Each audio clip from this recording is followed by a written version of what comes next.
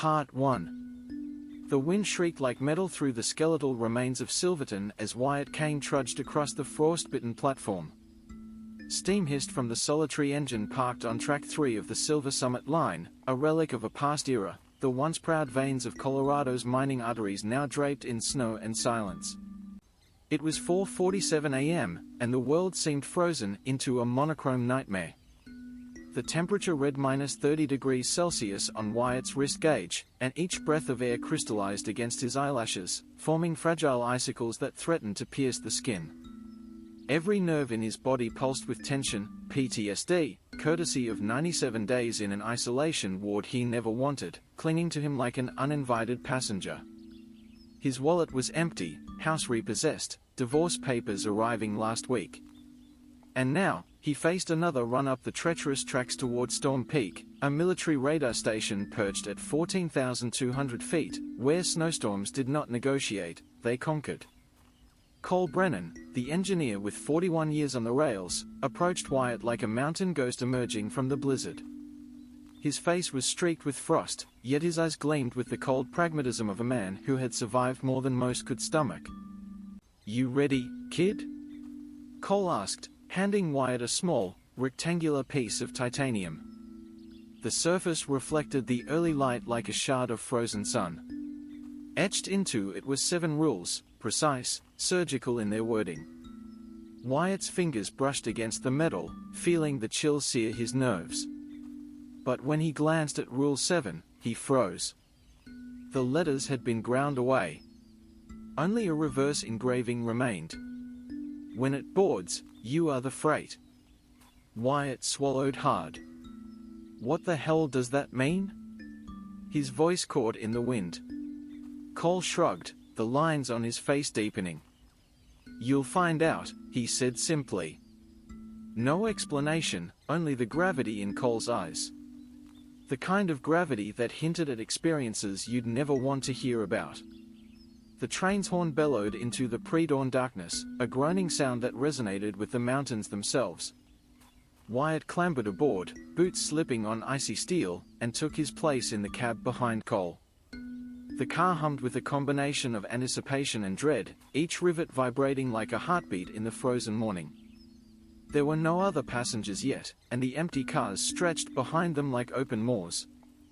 Every flicker of light through the frost-coated windows seemed to whisper warnings, abandon hope, or die waiting. By 5:58 a.m., the train had ascended to 12,800 feet. Visibility was near zero, snow slapping against the windows in relentless, blinding sheets. There were 8 manifest passengers, each a silhouette against the pale interior light. Yet when Wyatt reached the last car, he saw a figure seated motionless, a man draped in a wool cloak seemingly plucked from the 1950s. His black eyes stared unblinking, and his lips moved, counting down in a monotone from 900. 899. 898. Silas Ward, he introduced himself without a smile. "I am going to White Summit," he said simply, though the station was long buried under decades of avalanche snow. Wyatt's stomach turned. There was no record of this man in the official manifest. 8 passengers and 3 black containers, all marked with a DARPA logo, and yet this man existed, inexplicably, at the rear of the train. Then it happened. At exactly 6:11 a.m., the storm changed. It was no ordinary blizzard, this was code obsidian, arriving in 23 seconds flat, faster than any natural weather pattern should allow. The wind screamed, snow swirled like daggered glass, and the train shuddered violently. Cole's voice crackled through the radio, "Threshold has begun." 15 minutes. Not under 14:59. Wyatt's pulse shot through his chest. The train stalled mid-bridge, a rusted steel span 400 meters over the chasm below. Gusts of 140 miles per hour tore at the cars, threatening to wrench them from their rails. Every heartbeat of the train, every shudder, mirrored Wyatt's own anxiety. He glanced at the titanium plate, its reverse-etched warning a spectral taunt. "When it boards, you are the freight." His throat tightened. Then, a new sound. metal scraping against metal. Heavy, deliberate, step by step on the roof above. The cadence matched Wyatt's heartbeat, slow and unyielding. Silas stirred, breaking the stillness. With a snap that defied human strength, he twisted the military-grade lock on the rear car as if it were paper. The door creaked open. And then Wyatt saw it. A colossal figure loomed outside the doorway. 10 feet of molten steel and twisted anatomy, the headlight. Its head was a fusion of UP big boy steam engine and grotesque human forms, 37 conductors fused into the mass. 2 carbon arc headlights glared like twin suns, and its brake claw dripped blackened oil. On its palm, a number, 63. It was a warning, an accounting tool. Wyatt's mind screamed. Every instinct shouted run, but Silas stepped before him. The rules won't save you. They feed it on schedule. Every time you survive, it grows stronger. Wyatt glanced at his watch, 21 seconds to the 15-minute mark. In a desperate move, he grabbed the fire extinguisher, smashed the window, and leapt into the maelstrom. The wind tore at him, flinging him against the side of the bridge. Behind him, Cole yanked the emergency brake lever. The train lurched, moving exactly at 6 hours 44 minutes and 59 seconds. The headlight let out a scream that shattered glass across the valley, a cacophony of 10 steam whistles in unison. Wyatt landed in the snow, lungs burning, body trembling. The titanium plate, now illuminated by the eerie morning light, seemed to mock him once more. Rule 7, the reversed etching, had been realized in the most visceral way imaginable.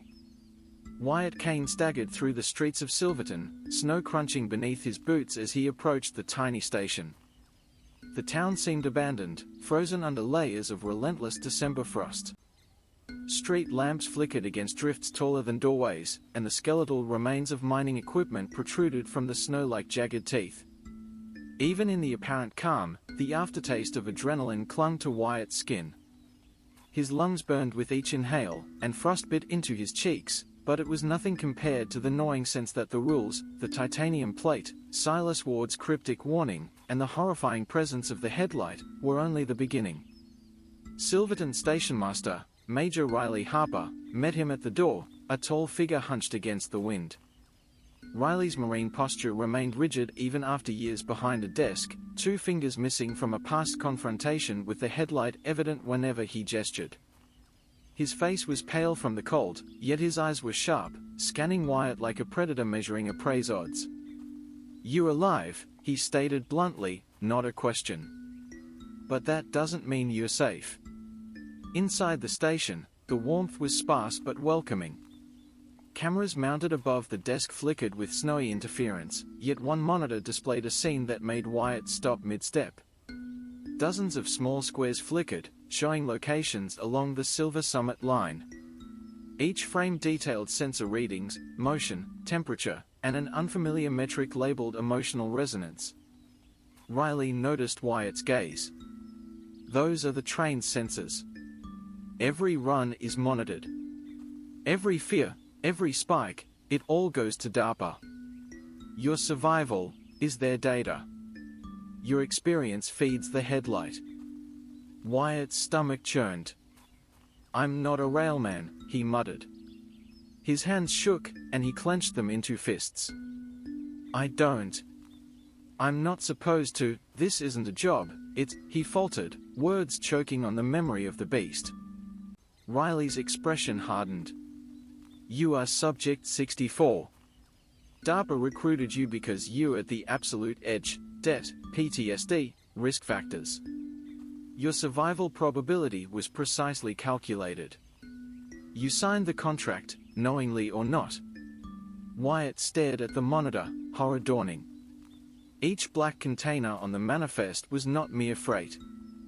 They were enclosures, each rigged with 8 kilobyte slow-motion cameras and sensors calibrated to capture fear in real time. They feed it," Wyatt whispered. "The headlight, it grows stronger each run?" "Exactly," Riley said, gesturing to a set of containers lined up on a siding. Container 0 is the last one, the one that completes the loop. It only opens for live subjects during the threshold window. Your choice tomorrow decides your fate. Wyatt's mind reeled. He looked down at the titanium plate in his hand, the reversed engraving still glinting under the weak station lights. When it boards, you are the freight. Every inch of him screamed to refuse, to run, to vanish into the mountains, yet he knew the headlight's clock was inexorable. Every conductor before him, 63 of them, had died, disappeared, or been consumed. Riley placed a hand on Wyatt's shoulder. You have options. 1. Termination. Your debts are cleared, and you go to Florida, but you sign an agreement, no disclosure, no interference, nothing. 2. Take the carbon arc headlamp from 1959, the only thing that delays it by 11 seconds, and ride the next run at 4 a.m. tomorrow, carrying Container 0. Wyatt's gut twisted. He had no illusions about choice. Termination sounded safe, a clean slate. But some stubborn, irrational part of him, anger, pride, perhaps curiosity, pushed against the notion of escape. He left the station, wandering into the biting wind. The snowflakes clung to him, tiny knives of ice that seemed to whisper of the countless men who had come before him. Men who had been selected, just like him, and consumed by the headlight's relentless hunger. He couldn't sleep. He sat by the skeletal engine of the train, the cold metal biting into his palms. His mind replayed the bridge, the steps on the roof, Silas Ward's words. The rules won't save you. They feed it on schedule. Every time you survive, it grows stronger. And now, knowing that each run was monitored, each terror measured, Wyatt realized his survival was not an escape but a contribution, DARPA's experiment, feeding the headlight, perfecting the terror for the next subject. Morning arrived with a pale, merciless light. Snow continued to fall in relentless waves, obscuring tracks and horizon alike. The train waited, engines humming, ready to climb the next 14,200 feet. Wyatt gripped the cold metal of the railing, his knuckles white. He glanced at the containers, especially the largest one marked Live Subject, Do Not Open Until Threshold. He could almost hear it whispering promises of answers, of horrors yet unimagined. And he knew that the 4 a.m. run tomorrow was not just a transport, it was a test. One he might not survive, not in the conventional sense. The mountains loomed beyond the station, white giants silent under the storm's blanket. And somewhere in the drift, the headlight waited, its headlights like two suns piercing the blizzard, claws dripping oil, a counting device for all who had come before. Wyatt shivered. Tomorrow, he would step aboard. Tomorrow, the threshold would begin again. And he would be the freight.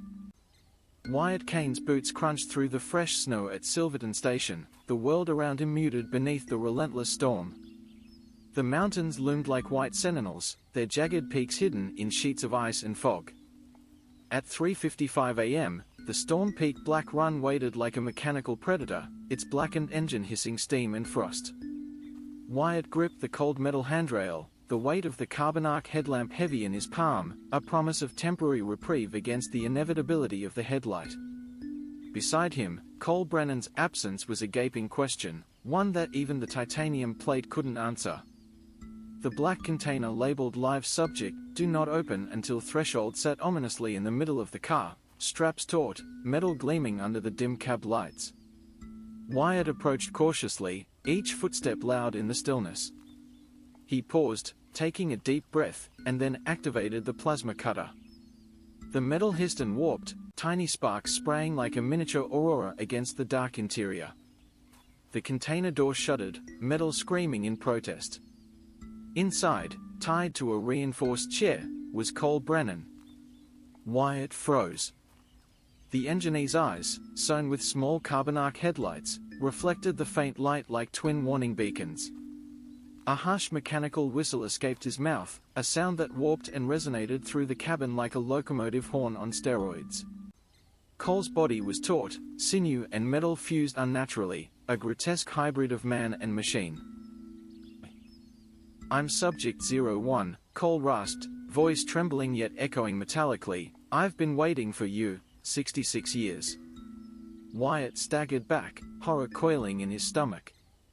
The years, the disappearances, the relentless cycles, all made sense in that instant. Each conductor had not merely perished, each had become part of the mechanism, feeding the headlight's evolution. Cole had been the first.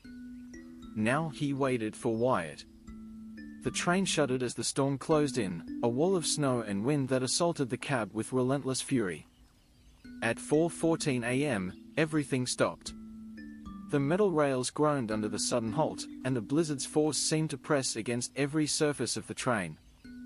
Wyatt clutched the carbon arc headlamp with white-knuckled determination, the device humming in anticipation.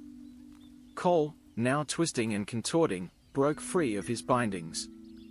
His body cracked and shifted, the sound of metal and bone intertwining echoed like thunder. Wyatt aimed the headlamp directly at Cole's eyes. The intense beam of carbon arc light froze him in place, if only temporarily. 11 seconds of suspended terror. In that fraction of time, Wyatt's gaze traveled along Cole's massive brake claw. Etched into the metal, worn and glinting in the frost, was a number that made Wyatt's blood run cold, 64. His own designation. The revelation hit him like a freight car, the cycle was unending. Surviving did not mean escaping, surviving meant eventual transformation. As the 11 seconds elapsed, Cole's body lurched forward.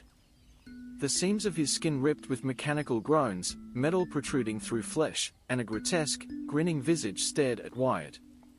"Welcome, Subject 65, Cole hissed, voice layered with human timbre and whistle. Shift change. The headlamp's glow reflected off his clawed appendages as he lunged, a storm within a storm.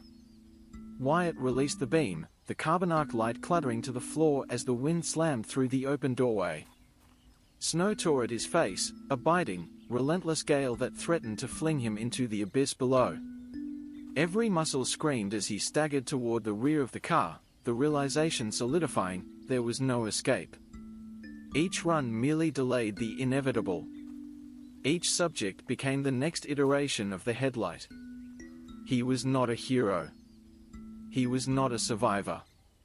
He was a participant, a cog in a monstrous, repeating machine. 48 hours later, an email arrived for a new recruit, a 28-year-old man drowning in debt, breathing in the cold after surviving his own personal trials. Congratulations. You have been selected for the Storm Peak Supply Run. Departure, 4 a.m. tomorrow. Atop Storm Peak, the headlight stood motionless amidst the blizzard, its massive brake claw bearing the mark of Subject 64. The carbon arc lamp, broken at its base, reflected no light. And somewhere inside the looming figure, Wyatt Kane waited. 10 feet of mechanical terror, 66 years of accumulated experience, and a hunger perfected by cycles of fear. The loop had reset, unbroken.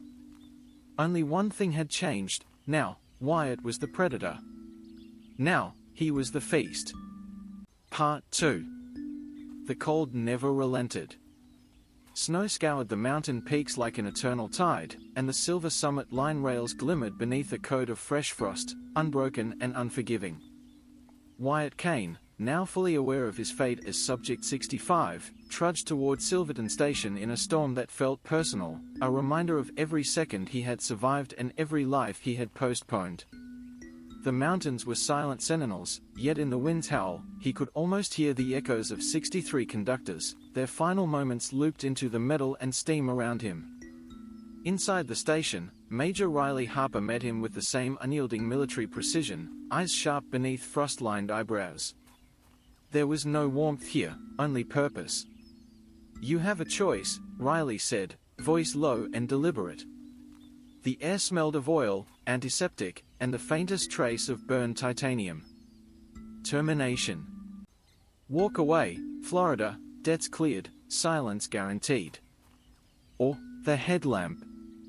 Delay it 11 seconds. Take container 0. Ride the run again. Become what you survived. Wyatt's fingers tightened around the carbon arc lamp. He remembered Cole's face, the mechanical groan of metal fused to bone, and the 11 seconds of frozen terror. Each survival had been a prelude, each delay a lie of hope. He could choose safety, but the very thought felt alien. The money, the freedom, the ordinary life, all illusions. Inside, he understood that the headlight's hunger was patient. Immortal. He was trapped in a loop he could not end, only defer. The station's monitors flickered, showing the sensor logs from the previous run. Lines spiked, colors shifting with emotional resonance, fear, panic, adrenaline, despair. DARPA had measured every shiver, every scream, every heartbeat of Wyatt Kane. He was not a man anymore. He was data, a variable, a subject in an experiment that had run for decades. Riley's gaze followed him as Wyatt reviewed the numbers. Every time you survive, it evolves. Every time you hesitate, it grows smarter. And now it's waiting for you. The threshold isn't optional. Wyatt's stomach tightened. Memories flashed, the bridge, Silas Ward's counting, the headlight's 63 marked hand. The wind howled against the building, rattling windows as if echoing the monstrous creature's call. Yet even in that cacophony, Wyatt felt a strange clarity. This wasn't a test of courage. It was a test of comprehension, acceptance of inevitability. The loop is infinite. He could delay, he could fight, he could scream, but the cycle would claim him, as it had all others. By 4 a.m., the storm-peaked black run waited, steam rising like spirits from the tracks. The black containers gleamed faintly under the snow-laden moonlight, one in particular drawing Wyatt's attention, Container 0. Its message was unambiguous: live subject, do not open until threshold. Wyatt's pulse quickened. Unlike the prior run, the container had not yet been activated. It was a nexus of choice, a potential fulcrum upon which the next iteration of the headlight would pivot. Wyatt boarded the train, each step deliberate. The cab smelled of frost, oil, and faint ozone from the carbon arc lamp he carried. Snow battered the windows as if testing the strength of metal and flesh alike. Silas Ward was there, silent, counting again under his breath in a tone that seemed to sync with the storm itself. 900. 899. 898. There was no mercy in his eyes, only inevitability. The figure's cloak fluttered against the wind, and Wyatt could not tell if the counting was for him or for something greater. He approached Container 0 with care. Plasma sparks hissed as he began the cut, metal whining under his hands. Then, inside, the unmistakable outline of Cole Brennan emerged, alive but grotesque, tethered in restraints and partially transformed. Wyatt's breath caught. Subject 01, Cole rasped, mechanical and human, fused in one horrifying visage. I've been waiting for you, 66 years. The storm intensified, visibility near zero. The train screeched along the icy rails, each wheel a percussion of inevitability. The snow and wind seemed alive, pressing inward as if the mountains themselves conspired to enforce the threshold. Wyatt realized that every second he hesitated was a gift to the entity beyond the doors, the headlight. It did not hunt for pleasure, it hunted for efficiency, for the perfection of its cycle. At exactly 4:14 a.m., the train shuddered to a halt. Snow whirled around them in a furious vortex. Cole struggled, tearing against his restraints as metal fused through flesh. Wyatt raised the carbon arc lamp, aiming for Cole's eyes, and time seemed to condense. 11 seconds of absolute clarity, the moment stretched like taffy. In the reflection of Cole's claw, etched into cold metal, was a number that made Wyatt stagger, 64. His own designation. He understood then, with a chilling certainty, that survival was only temporary, an illusion of control. Each run was training, each moment feeding the next incarnation. Cole's body lunged forward as the seconds ended. His form shifted grotesquely, metal and bone intertwining in a symphony of pain and transformation. Welcome, Subject 65, he whispered, a voice both human and machine, layered with the scream of steam and metal. Wyatt's hands tightened around the lamp as snow tore through the open car doors, slamming into his face. The mountains, the blizzard, the relentless cold, they were witnesses, indifferent yet omnipresent. Wyatt stepped back into the storm, the cab doors rattling behind him. Each gust of wind, each biting flake, reminded him of the loop he could not escape. Somewhere, deep inside, he felt a spark, an ember of defiance, a flicker of cunning that might allow him to navigate the cycle differently. But the headlight, ever patient, ever hungry, waited.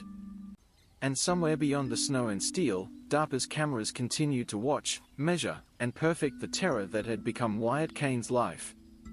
The loop was unbroken, but Wyatt Kane was no longer merely the freight. He was aware, calculating, a participant in the cycle's next iteration.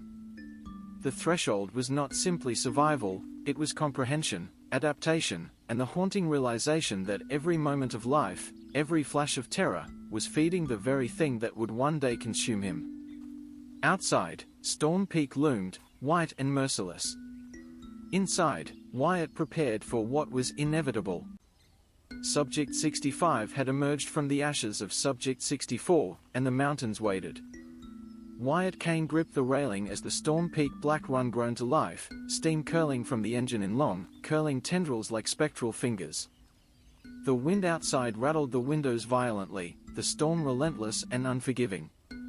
Snow whipped the tracks with unyielding force, and the mountains rose like colossal guardians, jagged peaks shrouded in fog.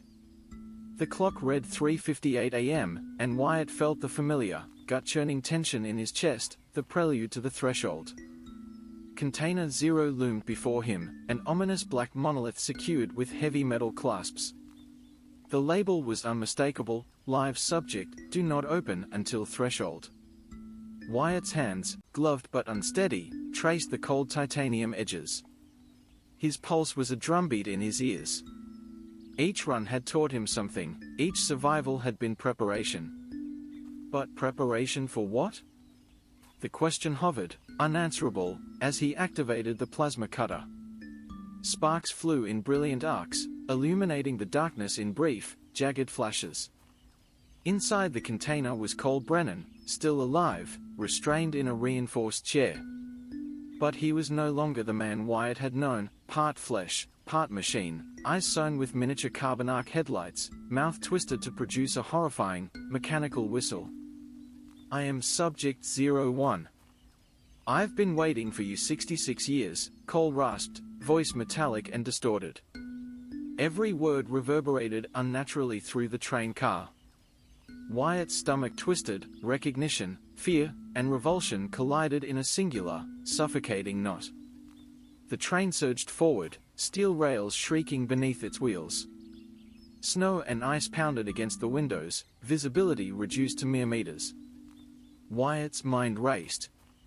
DARPA's sensors, emotional resonance, slow-motion cameras, biometric readings, had recorded every moment of terror from the previous runs. Each subject's suffering was distilled into data, feeding the headlight, honing its precision, its inevitability.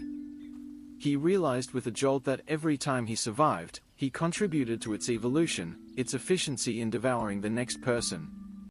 The blizzard intensified, wrapping the train in white fury. At precisely 4:14 a.m., the engine ground to a halt, the entire car vibrating violently as the storm bore down. Cole struggled against his restraints, the fusion of metal and flesh creating sickening sounds of bone cracking and steel groaning. Wyatt raised the carbon arc headlamp, aiming for Cole's eyes, the beam searing through the storm. Time dilated. 11 seconds. In that infinitesimal moment, Wyatt saw the number etched into Cole's brake claw, 64. His own designation. The truth crystallized, survival was temporary, a fleeting reprieve. Each subject became the next headlight. He was not a survivor, he was a placeholder, a variable in a perpetual cycle. Cole's restraints tore, and his body twisted grotesquely, metal erupting through skin. Steam hissed, gears ground, and the train car reverberated with inhuman sounds.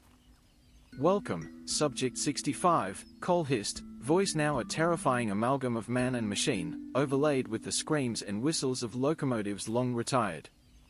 Shift change. The cab filled with the acrid scent of heated metal, oil, and ozone from the carbon arc light. Wyatt staggered, snow lashing at him, heart hammering against his ribcage.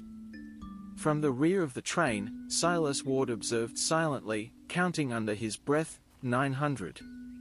899. 898. There was no expression, no emotion, only the relentless, inevitable progression of the cycle. Wyatt realized that Silas, once a passenger, now functioned as a signal, both guide and harbinger, ensuring the system operated without interruption. The threshold was not random. It was calculated. The storm, the schedule, the headlight, the counting, they were all orchestrated variables in an experiment designed to refine fear, efficiency, and control. Wyatt stepped back, considering his options. Termination remained, a theoretical escape to Florida and dead Eurasia, yet even that now seemed hollow. The headlight waited beyond the storm, outside the boundaries of simple human comprehension. Delaying, resisting, surviving, these were no longer mere choices. They were contributions, each survival a seed for the next iteration. Yet, for the first time, Wyatt felt a flicker of agency, a strategy forming. He could influence the cycle, even if he could not end it. Cole lunged as the 11 seconds expired. Wyatt swung the carbon arc headlamp, catching the mechanical monstrosity in a blinding beam. Metal fused with bone, flesh stretched unnaturally, yet the beam bought him moments, a brief window in which he could maneuver. The storm outside was deafening, snow driving like shards of glass against the train's steel shell. In those seconds, Wyatt's mind raced, calculating, remembering every pattern, every flaw, every moment of hesitation from the past runs. He understood, finally, that survival was not enough. Control, even partial, was the only edge he might have. The train lurched forward, powered by Cole's partial compliance and Wyatt's desperate efforts, the threshold continuing as planned. The mountains loomed, indifferent and eternal. DARPA's sensors recorded everything, the fear, the decisions, the improvisation. Wyatt Kane was no longer merely Subject 65. He was an active participant, manipulating the cycle within the constraints imposed. But the headlight was patient. It would wait. It would continue. And the mountains would witness it all. The snow swelled violently, wind shrieking through the cars. The cycle, infinite and precise, marched on. Wyatt's hands were frozen on the headlamp, eyes fixed on Cole, the numbers on the brake claws still glinting ominously in the faint light. He realized the depth of the trap. He could delay, he could survive, but the loop was unbroken. Each iteration was a teacher, and he, the pupil, was learning a grim curriculum, how to survive, how to resist, how to exist within inevitability. Outside, Storm Peak waited, white and implacable. Inside, Wyatt Kane braced himself, the carbon arc light humming in his hands, the storm and the headlight breathing in unison with him. He had survived before, but now survival meant something more. It was not an end. It was preparation. It was comprehension. It was evolution. And the mountains waited. The wind cut through Silverton like sharpened knives, and Wyatt Kane stood at the edge of the platform, the Storm Peak black run hissing beneath him. His gloves were wet with frost and snow, and the carbon arc headlamp weighed heavily in his hands, humming with latent energy. At 3:55 a.m., the engines growled, releasing puffs of steam that twisted skyward, obscured by the swirling blizzard. Each heartbeat echoed in Wyatt's chest, a metronome counting down the inevitable. He knew the stakes. He had lived through them before. Yet this time, the choice was clearer, sharper, and more terrifying. Major Riley Harper's voice cut through the roar of the wind. Termination or threshold. The headlamp is your only tool to delay it. Container zero is the key. Do you understand the consequences? Wyatt nodded, his jaw tight. There was no hesitation now. Termination, the Florida option, debt cleared, anonymity promised, was a siren's song he could no longer hear. The cycle was not about escape. It was about participation, comprehension, survival within inevitability. He stepped aboard, the snow clinging to his boots as the train groaned and shivered. Inside, Container Zero awaited, black and silent, ominous as a tomb. The label glinted in the cab light, live subject, do not open until threshold. Wyatt's hands shook as he activated the plasma cutter.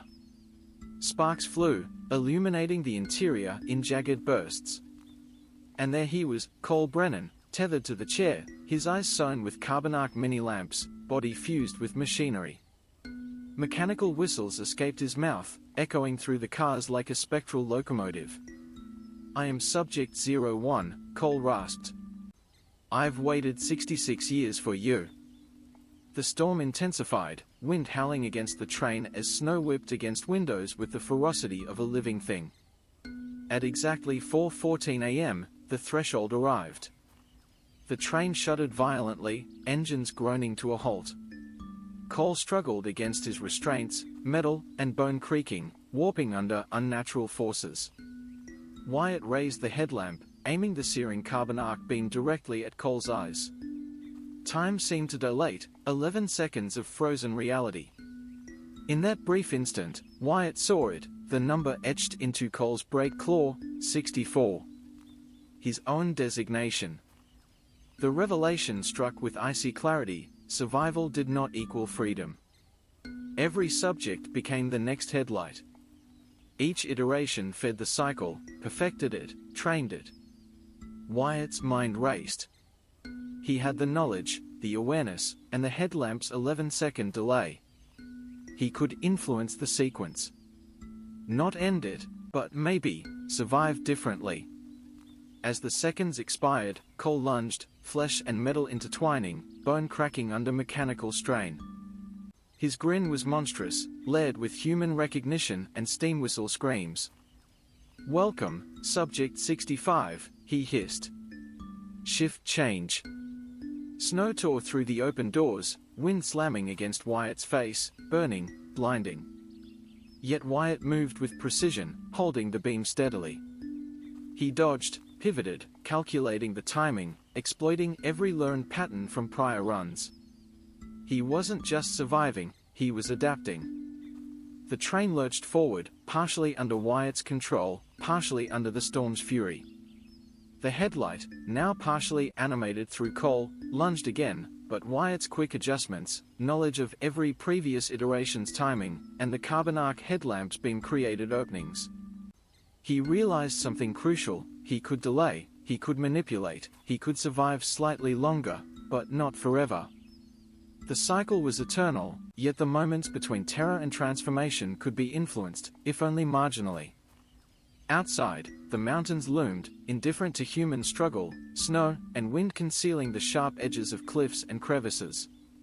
DARPA's sensors recorded everything: emotional spikes, micro-expressions, timing deviations, pulse rates, heartbeats. Wyatt's survival, every calculation, every evasive maneuver, contributed to the monstrous intelligence of the headlight. Each loop made it more precise, more unstoppable, yet Wyatt remained conscious, aware, alive in the moment, a fleeting agency in an otherwise predestined machine. As the train continued, Wyatt realized the final, horrifying truth: he would survive, yes, but only to become the next headlight. Each subject was delayed, fed, and transformed. Every cycle added years of experience to the entity, each iteration more capable, more terrifying. The storm's howl and the mechanical shrieks of the partially animated headlight merged, an orchestral crescendo of inevitability. Wyatt understood the final twist: he would never escape. He could only prepare, delay, comprehend, and, eventually, become the apex predator of this frozen loop. Minutes passed, or hours, time indistinct in the storm's white fury. At last, the snow subsided slightly, and Wyatt stood, exhausted, trembling, headlamp in hand. The headlight paused, towering, clawed appendages gleaming under snow-muffled light. The number on its brake claw now read 64, his predecessor's number. Wyatt's pulse slowed, understanding that he had survived another iteration, yet not escaped. Outside the train, the mountains remained indifferent, peaks lost in swirling white, the Storm Peak summit looming beyond. Inside, Wyatt Kane, Subject 65, stood in full awareness of the endless cycle, carbon arc headlamp clutched in one hand, snow-drenched and breathless. The loop had reset. Only one thing had changed. Now, he would continue the cycle, a deliberate, cognizant participant, awaiting the next chosen subject. The threshold was eternal. The headlight waited. And the mountains waited. Part 3. The storm had quieted only slightly, leaving Silverton buried under fresh, glittering snow. The mountains loomed like ancient watchers, indifferent to the human dramas playing out on their frozen slopes. Wyatt Kane, now fully aware of his role as Subject 65, paced the platform. Each breath left a ghost in the air, a fleeting vapor that vanished into the storm's lingering chill.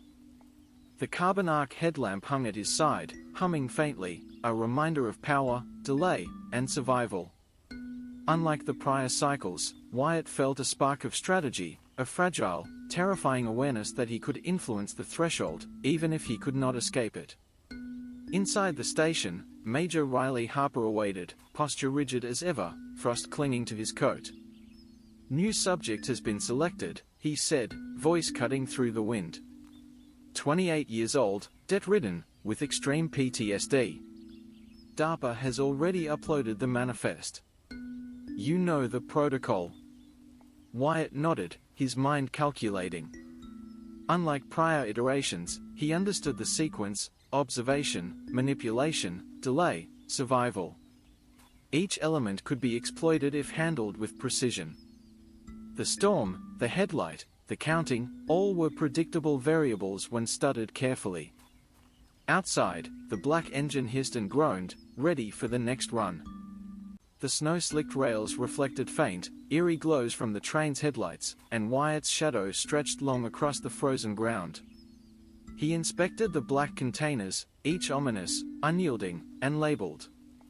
Container 0 was no longer a mere instrument of terror, it was a fulcrum of the cycle. The previous subject's partial experience was now his intelligence, and Wyatt intended to use it.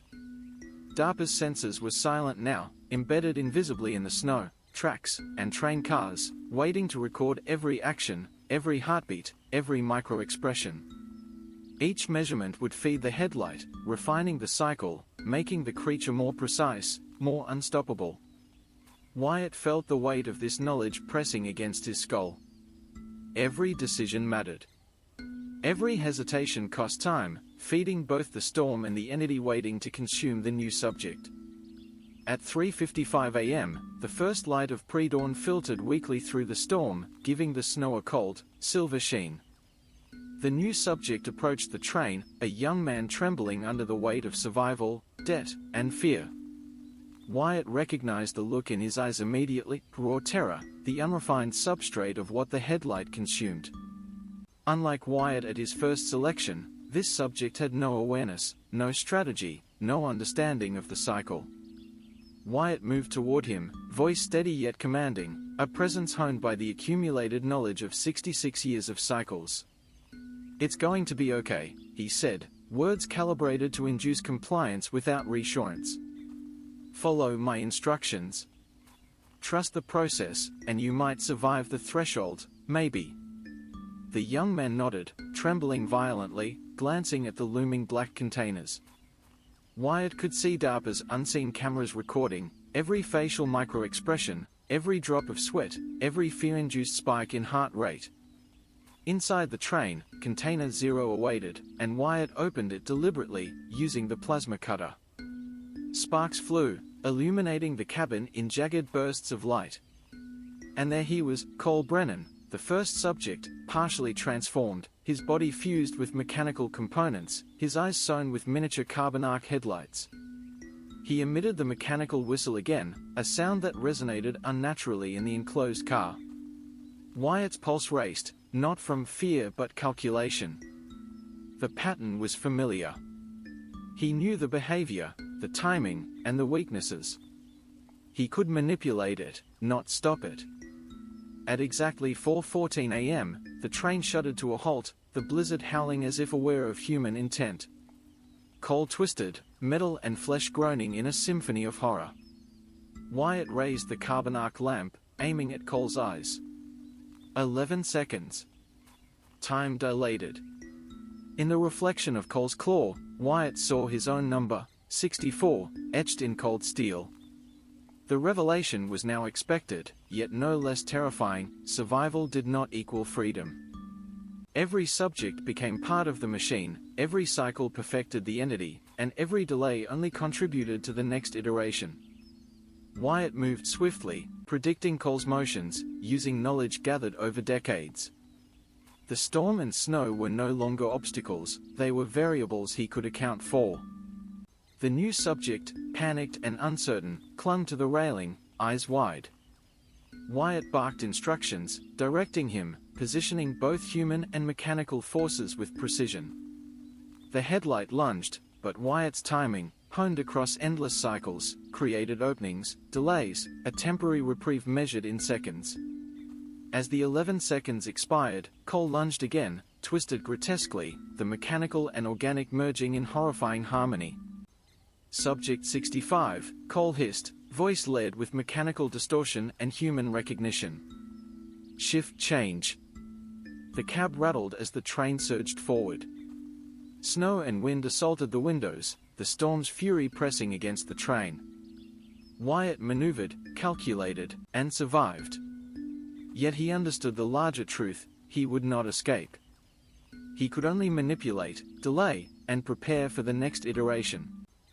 DARPA's sensors recorded it all: heart rate, micro-expressions, timing deviations, survival tactics. Wyatt Kane was no longer merely a subject. He was now an active agent within the cycle, shaping the sequence, influencing outcomes, extending moments of survival for himself and the new subject. Each loop added knowledge, and with knowledge came the illusion of control. But the headlight waited patiently, knowing that time was its ally and all subjects were its sustenance. The mountains loomed beyond the storm, white and indifferent.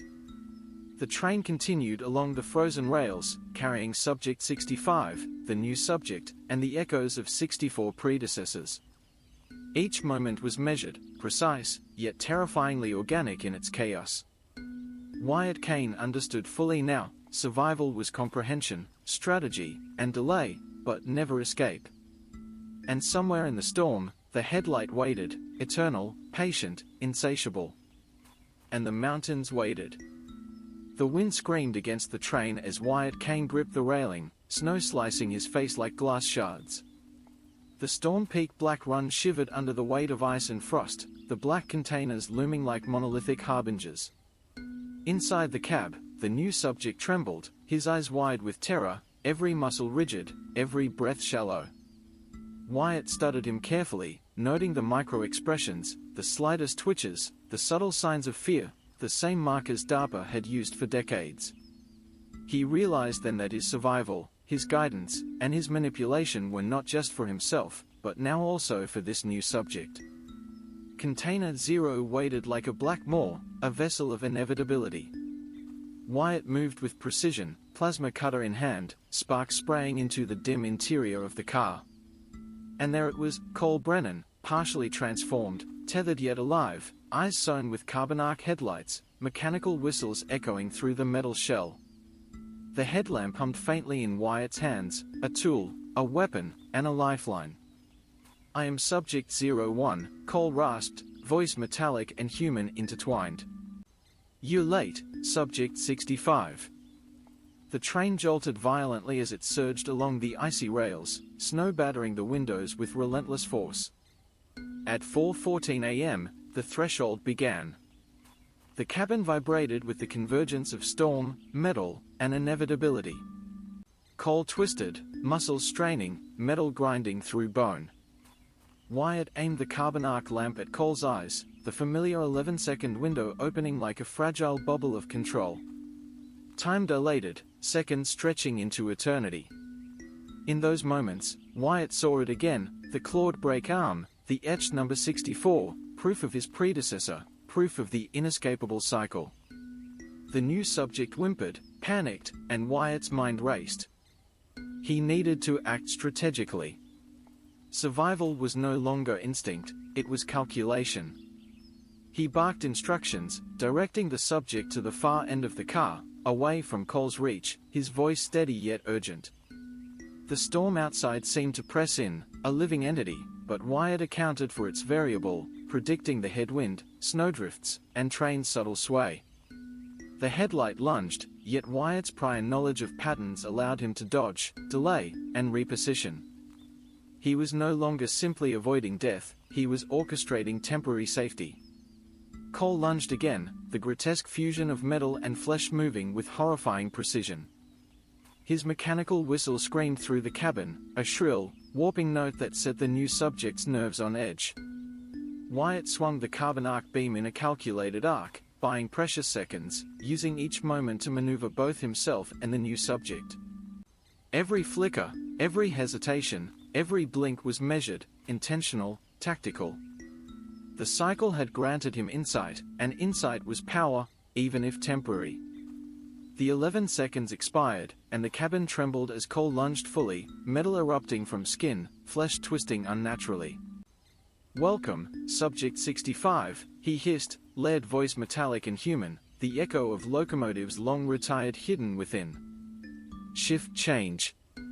Wyatt braced himself, guiding the new subject with precision, keeping him alive while maintaining distance from the monstrous force. Every move was a fraction of a second, every breath a chance to extend the threshold of survival. Outside, the blizzard was relentless. The train shook under the force of snow and wind, rails groaning in protest. DARPA's sensors recorded each heartbeat, spike of fear, deviation in timing, and micro-expression. Wyatt understood the purpose fully now. The headlight was not just a creature of horror. It was a refinement engine, a product of measured terror. Survival delayed the inevitable, but insight allowed manipulation, temporary control, even if only marginally. Minutes stretched as Wyatt navigated the threshold, directing, dodging, calculating. The new subject's fear was raw, but guided, and Wyatt realized he could influence outcomes without breaking the inevitability of the cycle. Each second of survival became a variable in a complex equation, the headlight as the constant, the storm as a mutable coefficient. Wyatt Kane was no longer merely surviving, he was executing strategy within a system designed to consume him. At last, the train surged forward, partially under Wyatt's control, partially under the monstrous force of Cole. Snow fell in relentless waves, the mountains looming, indifferent yet omnipresent. Wyatt Kane, Subject 65, had not escaped. He had not defeated the headlight. But for the first time, he understood the mechanics of survival, the timing of fear, and the potential of influence. The loop remained, eternal and unbroken, but he was no longer a passive participant. He had agency, insight, and a fleeting mastery of moments within the threshold. The mountains waited. The headlight waited. And inside the cabin, Wyatt Kane prepared, knowing the cycle would continue, and that the next iteration, the next subject, and the next moment of terror were only a heartbeat away. The blizzard screamed through the Rockies like a living predator, snow tearing across the rails with unrelenting force. Wyatt Kane, Subject 65, stood at the edge of the cab doorway, carbon arc headlamp in hand, frost coating his hair and eyelashes. The Storm Peak Black Run shuddered beneath him, steam curling skyward in ghostly plumes, casting jagged shadows against the white fury of the mountains. His breath came in short, visible bursts, each puff a reminder that he was alive, yet only temporarily, only as part of a mechanism older than himself.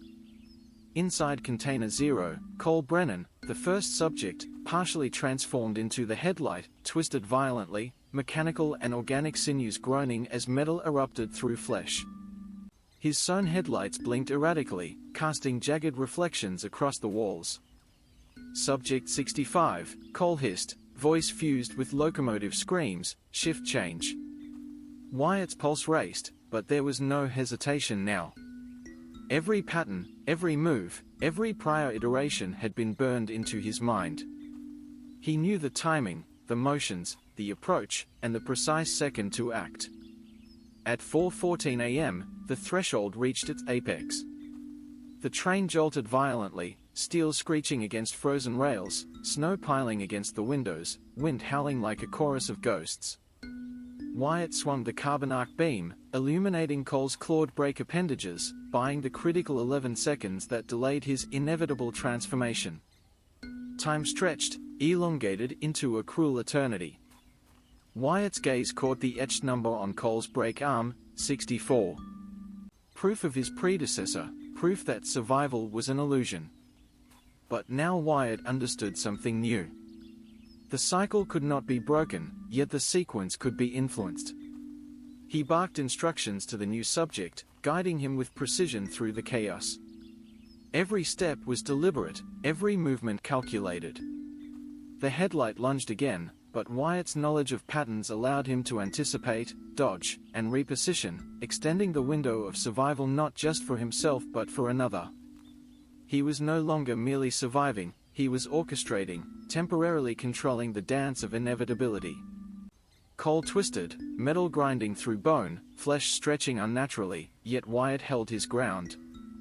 Snow and wind tore through the open doors, assaulting him like knives, but he moved with purpose. He forced Cole back with precise swings of the headlamp, each arc of light a temporary restraint against the monstrous hybrid. The 11-second window ended, but Wyatt's preparation allowed him to step aside as Cole lunged, partially delayed, partially deflected by careful manipulation of the beam. The storm outside reached a crescendo, snow and ice filling the air with stinging clarity. DARPA's hidden sensors recorded everything: heartbeat spikes, pupil dilation, micro-expressions, fear levels. Wyatt realized, in a moment of chilling clarity, that he was not a subject anymore. He was a variable within the experiment, an agent of influence, and a temporary master of the threshold. He could delay the inevitable, extend the cycle, and ensure the survival of the new subject, if only for a few critical moments. Minutes passed in tense silence, punctuated by the groaning of metal and the hiss of the steam engine. Cole's transformation slowed temporarily under the precise influence of Wyatt's light and maneuvering. The new subject, guided and terrified, maintained his position, following Wyatt's instructions to the letter. Wyatt had created a fragile equilibrium, a temporary reprieve against the headlight's full power. He understood fully, he would survive another iteration, yet only to assume the next role, as the cycle demanded. Finally, the train surged forward, propelled by combined mechanical force and Wyatt's orchestrated actions. The blizzard raged outside, the mountains indifferent and eternal. Inside the cab, Wyatt Kane, Subject 65, remained conscious, aware, alive. But the truth was undeniable: he would not escape.